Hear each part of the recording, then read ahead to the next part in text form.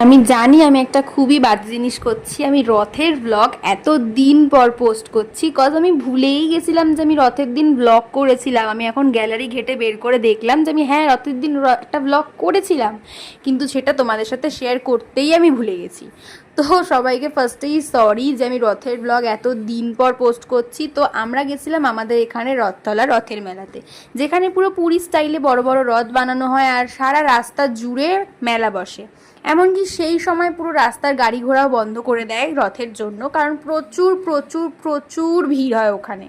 আর আমরা যেদিনকে গেছিলাম সেদিনকে উল্টো রথ ছিল, কারণ রথের দিন তো আমি কল্যাণীতে ছিলাম। তো উল্টো রথের দিন গিয়ে আমরা ভেবেছিলাম, আমরা এতটাই রাতে গেছিলাম, আমরা ভেবেছিলাম আমরা রথ টানতেই পারবো না। বাট না, বলে না কপালে থাকলে সেটা ঠিক হবেই। আর আমরা গিয়ে জগন্নাথ দেবের রথ টানতে পারি। আর সুভদ্রার রথও টেনেছি আমরা।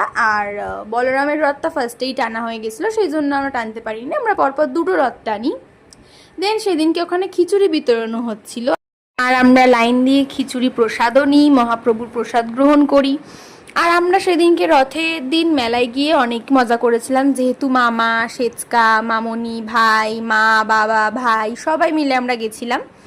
তো মজা তো খুবই হয়েছিল, কিন্তু রথটা আর ছোটোবেলার মতন নেই। ছোটোবেলায় আলাদাই একটা মজা ছিল, সকাল থেকে রথ সাজানো, তারপর সেই রথ নিয়ে বিকেলবেলা সবাই মিলে বেরোনো, সব দোকানে দোকানে যাওয়া, বড়রা কিছু কিছু করে পয়সা দেবে, সেই পয়সা দিয়ে সবাই মিলে একসাথে পাঁপড় কিনে পাঁপড় ভেজে খাওয়া, বাড়ির সবাই মিলে বসে একসাথে গল্প করে পাঁপড় ভাজা খাওয়া, মুড়ি খাওয়া, সেসব দিন আর আসবেই না।